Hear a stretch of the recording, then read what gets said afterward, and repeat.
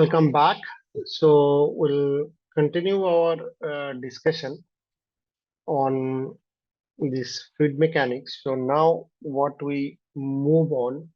So essentially what we have talked so far, like fluid statics, we have looked at the kinematics, then we had two different kind of description, Lagrangian and the Eulerian. Then we looked at the Reynolds transport theorem under the continuum hypothesis and derived all the integral form of mass conservation, momentum conservation, energy conservations, and their applications. Some of the example of their application. Then also we looked at difference between the Lagrangian and Eulerian approach. So now what we move on to discuss about the conservation equations in differential form. So now this one we have already looked at it, the continuity equation. This is the differential form of the continuity equation. This is the partial derivative or time derivative, and this is the convective derivative part. If you expand the second term, so one can write like this: rho del dot u bar u dot del rho. And then if I combine them together, this turns out to be like this. If you rearrange, this goes like this. So for incompressible flow, this d rho by dt or d rho by dt, that is 0. It turns out to be del dot b is 0. So whether it's a steady or unsteady, that is what. So in continuity for incompressible flow, we are very commonly use del dot u bar or velocity product is 0. But that comes that the material derivative of density is 0, which is this one. So what happens here is that density is constant everywhere, although this is not necessary. But the density of the fluid particle remains constant, but density may vary point to point. So this is called the variable density flow. Most of the incompressible cases, density is considered to be constant everywhere. Okay. Now, one can look at the same thing in terms of thermodynamics. So density is function of pressure and temperature. So if I write down the partial derivative of density, then del rho by del p at constant temperature, del t by p, and c is the speed of sound, which is defined as del y by del t. So from here, we can define the Mach number, which is again a number between the velocity scale, free-stream velocity scale, or the flow scale with the speed of sound. And typically, Mach number less than 0.3 is considered to be, usually the flow is considered to be incompressible. Typically, the speed of sound is high in liquids. Liquids flows are therefore always incompressible. Okay. Now, if I try to compare the speed of sound, also that is quite high in gases, and most or majority of the engineering applications are involving air, which is incompressible regime. So that gives an idea about the speed that Usain Bolt, which runs at 44.7 km per hour, F1 cars go 300 km per hour, category 5 Hurricane gives 300 km per hour. An example of compressible flow, cruise speed of passenger aircraft is 270 meter per second. AK-47 bullet is 700 meter per second, which is supersonic, and re-entry vehicle is 2000 to 700. So which is, but what we would be talking mostly incompressible flow in this particular course, because even in the context of wind turbine applications, so the application is primarily incompressible. So we would restrict our discussion to the incompressible flow, and then we take things from there. So now if you look back in compressible continuity equation, Then one can write in Cartesian system, this is 1D, this is 2D, this is three-dimensional, this is steady or unsteady continuous equation. So now for two-dimensional flow field, if you have a flow field given U, but be constant, be zero, then I can find out and streamlines also I can find it out. So different value of C provides different streamlines. So also in two-dimensional flow field, we can define there a function which is called the stream function. So the stream function is such that so U is derivative of that function with respect to Y, whether V is derivative with respect to X. So once I put it back in the continuity equation, so you get this del 2 psi by del x del y. So it satisfied the continuity equation. Now, along a streamline, I can write the equation of the streamline, and if I put it in terms of psi, so psi remains constant. So that means along a streamline, stream function is constant. Okay. So one can find out the stream function and the equation of the streamline for a two-dimensional flow field, which is given u equals to bx and v equals to by. So I write u, then you integrate, you get bx equals to and by equals to like this. So if you integrate, so finally you get this. So the stream function is given like that, and streamline is xy equals to c. So for different values of c, we'll provide you different streamlines. So given a flow, you can find out the equation of streamline and the stream function as well. So along a streamline, the d psi is 0. That means psi remains constant. Okay. So essentially, let's say QAB, if I calculate A and B, this would be y equals to y1 to y2 u dy. So I write del psi by del psi2 minus psi1, and CD psi2 minus psi1. So del psi, which is the volume flow rate between two streamlines, that is remains constant. So that one can show that. Okay. So this is an application of the kind of an continuity equations to streamlines and all these things. Now, similarly, I write the momentum conservation, which is a change of momentum equals to all the forces, body forces and surface forces. From RTT, I write that. So if I put that back, so this is what you get. And then these are related to the normal and shear stresses. So one can have a normal stress like this, and then the shear stress, which is find out that. So if you write sigma ij, which is a surface normal direction I and the force direction j, or surface normal direction minus I or minus j. If I take this kind of an section and write all the surface forces, so finally I get the surface forces in terms of the control volume. So recall I had this body forces and the surface forces is going to be. So once I put them back and put it back in this x momentum equation, so further simplification get me this. So this equation is true for an arbitrary control volume. So what I can write in differential form, this is the left hand side, which is essentially, this is the body force and the surface force.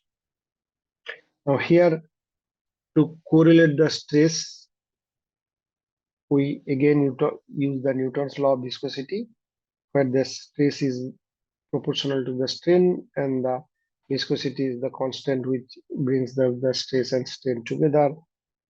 So once we follow that, then there are, so these are called the linear variation of the stress and strain, um, which is most of the cases that follows that particular variation, we consider them as a Newtonian. But in fact, the year that we are going to deal with for the wind turbine calculation and things like that, that's going to be a Newtonian field. But there are cases with there are some non-Newtonian fluid also, for example, ketchup, blood, toothpaste. Also in non-Newtonian, there are, so Newtonian is a linear variation, then there are shear thinning, there are shear thickening, there are plastic. So all these are different non-Newtonian fluids where their stress, the variation of the stress with strain are kind of different. Now, once we try to write down the general form of Navier-Stokes equation, we can write this stress component, expand that, and for incompressible flow, this is coming from the continuity. So this boils down to the pressure gradient term and the derivative of the. So if I put them back in x momentum two-dimensional, so left hand side I have end of this derivative of the momentum, body force, pressure, and this. So this is what one can write, where mu is the dynamic viscosity and mu is the kinetic viscosity.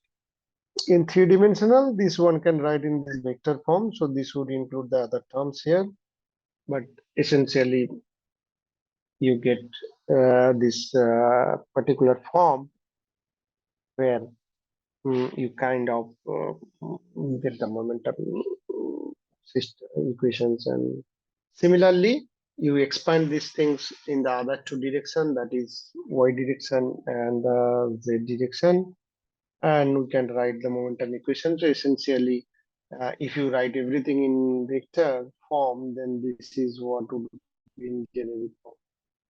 Okay, this is known as Navier-Stokes equation by two scientists, Navier 1825 and Stokes 1850, which is one of the major dark horse or the system that allows out to solve the fluid flow problem. If we consider the inviscid form, that means in my previous system, so this is the viscous term. If I drop out the viscous term, then the rest of the equation known as the inviscid form, which is also known as Euler equation, that was given by Euler in 1757. There are applications of this Euler equation: geophysical flows, aerodynamics, flow away from the wall. So if you look at these great scientists, I mean, their lifespan and the time when they were doing the scientific experiments and things like Bernoulli to Euler to Navier and Stokes. And what we use today, Navier-Stokes equation, that is a contribution of. So coming back to the differential form, so this is what applicable to any three-dimensional equation system. So one can write this is x momentum, this is y momentum, this is z momentum, and incompressible continuity equation, because so that's the, I have continuity equation, I have the momentum equations. Using this, what we can do, we can look at some of the applications like laminar incompressible viscous flows, their exact solutions. So these are again giving you an idea how to apply. So this is where we are talking about the kind of an application of the Navier-Stokes equation. So we have looked at the both the integral form and the differential form of the Navier-Stokes equations. Here, what we are trying to look at the application of this one.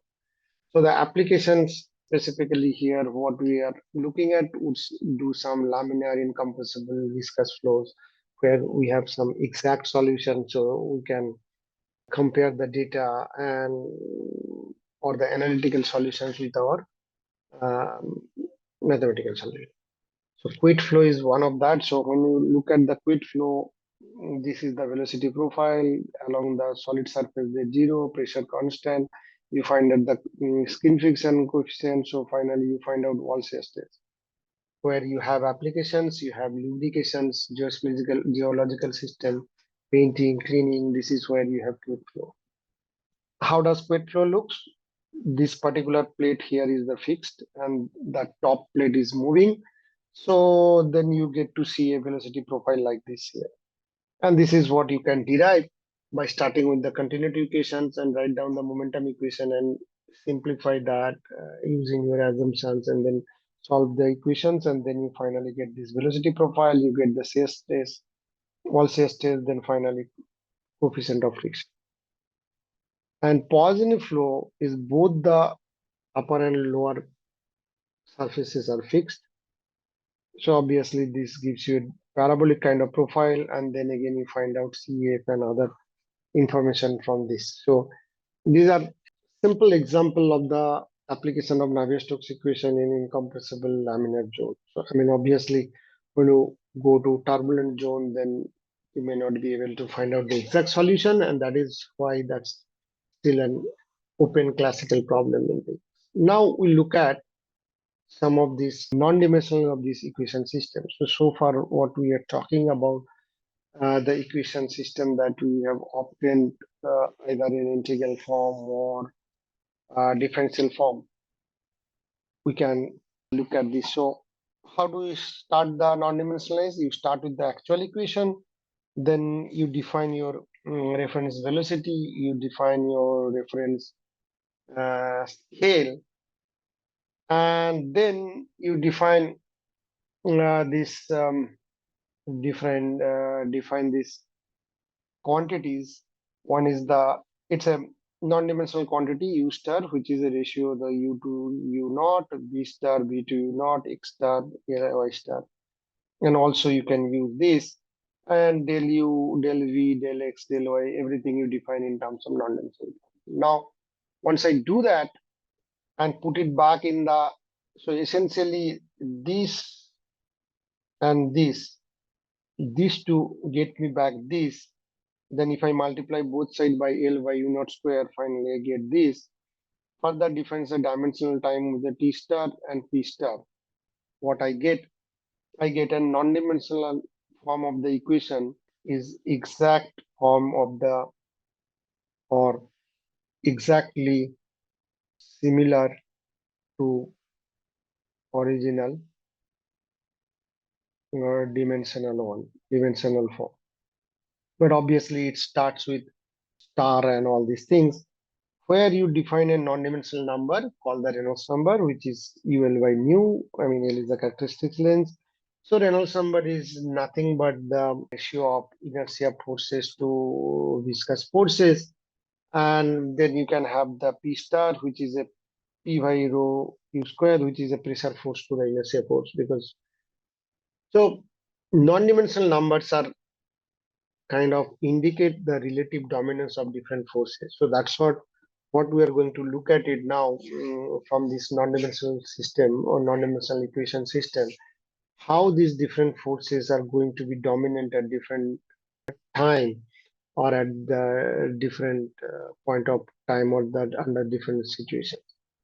So what we are going to look at it, let's say we have a Navier-Stokes equation.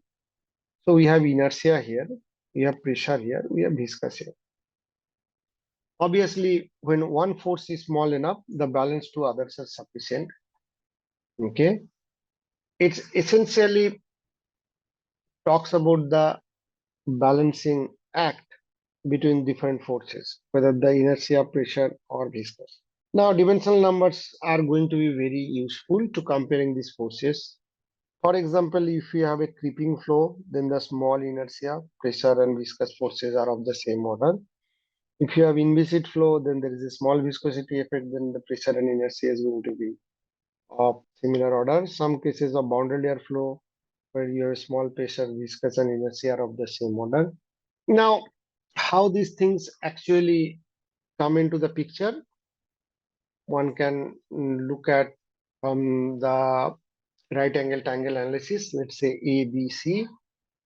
A, this length is A, this is B, this is C, so C square is A square plus B square, and this angle is phi, and this is right angle triangle. What we can say that area of ABC is function of phi and C.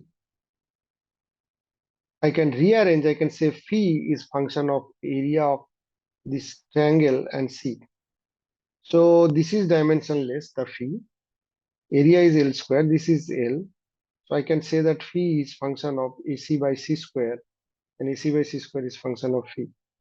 So rather I can write in this fashion. So it's a different way of writing.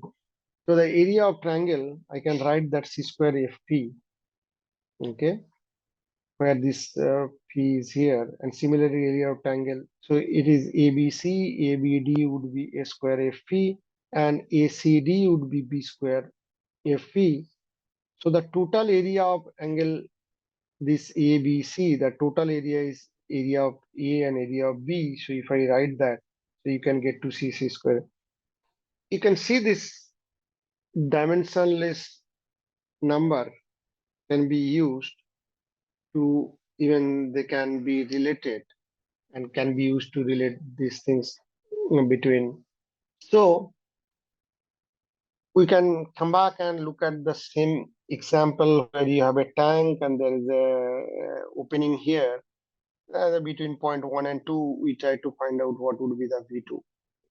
This is a quasi-steady incompressible frictionless flow, and we have derived from Bernoulli's equation V would be root 2 ZH. Now the same problem we can try to look at from alternate perspective. So what we want to look at, that V is function of G and H. So this is a function of U. So I can U is made of G and H, so it has the dimension number. From here, what we can do, this is we write in terms of basic length and time scale, then the G and L. Then we try to find out this solution of M and N, and once we get it, so we can find out the function of F2. If I put a constant, this is what it is. The solution may also be written in terms of pi, which is, so the idea here is that the function of velocity, gravity, and H is 0, but V, G, H are all dimensional. So this system is equivalent to psi of pi 0. Pi is non-dimensional, which pi is V by root GH. So the way we try to define this different dimensional group of parameters into a non-dimensional group is called the dimensional analysis. So there is a theorem which states how you can do this dimensional analysis or carry out the dimensional analysis for certain physical phenomena, which is governed by the F x1 to xn, with small xn, which are dimensional. Then the above phenomena can be represented as some of these pi variables, which are non-dimensional, pi 1 to pi n. Then the nature of F and psi may be obtained from different experiments. Now, this typical way of doing things is known as Buckingham pi theorem, where you have a set of variables which are dimensional, then you group them into some non-dimensional group. So the minimum number of fundamental dimension would be k. For example, function of VGH, so the k would be 2 and n equals to 3, so m is 1. We can see some example how we can do that. Let's say for this particular example, again coming back, we say that if VG, the function of VGH, which is the dimensional parameter 0, and here the minimum variable is 2 and the fundamental variables are 3, so you have only one pi which can be made of VGH. So above equation suggests pi equals to VA, VBHC, then we can write in terms of MLT system, and from there once you solve, so you get the pi variable is V by root GH. So function of V by root GH is 0. So that's a non-dimensional grouping of parameter. Similarly, you can kind of take into account the repeating and non-repeating variables.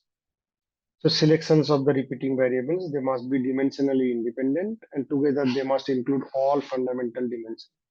So once we kind of look at this chart, then we can find out the complete system how to analyze that. Again, this example, if we come back, so the dependent variables are velocity, gravity, h, and nu. So total variables are four. Minimum dimensional variable, so which are essentially our MLT system, but we need two, so then we have select two repeating variables. So let us say the repeating variables are g and h and non-repeating v and nu. Then we can find out this table, but obviously we write down this and find out one pi variable, pi2. Again, we write that and get the second variable. So idea here is that you identify the group of non-dimensional variables or the pi variables, and then with that I can write now this dimensional group. I can say that it's a function of this non-dimensional group and this non-dimensional group. V by root gh is another non-dimensional number known as Froude number, and V by gh cube is a Froude number by Reynolds number. So one can write function of Froude number or Froude number Reynolds number ratio 0, or Froude number is a psi of f by n. So this is the advantage of doing dimensional analysis, where instead of solving the equation, so one can definitely solve the Navier-Stokes equation, but without even solving that, using this kind of dimensional analysis, where you can group the dimensional variable into non-dimensional numbers, and then, for example, here the Froude number is a function of Froude number and Reynolds number. If it is a frictional flow, then it's constant. Then viscous flow, this becomes like that. That's what it tells you. What is the advantage of this dimensional analysis? So I had this dimensional group from where I write this non-dimensional group, where Froude number is V by root GH and Froude number by Reynolds number is this. So I don't need to conduct too many experiments. Less number of experiments can be used to get this dimensional system. Very expensive, so data reduction becomes easier. So we can find out single plot to find out. For example, you can find out this variation from the experiments with some points here and there, and then fit the curve. And once you know the curve, then this curve can be used for a particular Froude number. So now I can extend this concept to a different size and find out that, for example, once I have this particular figure, then I can define a tank size as long as I have this particular figure ready. So I can model a tank and find out this size and then their velocity, what is going to be at the exit. So at a particular point, I can find out all these variables. So that is the advantage of the non-dimensional analysis, where you can actually use this. So what is the basic idea behind this model testing? Because in the present case study, we have a Froude number, which is function of Froude at Reynolds number.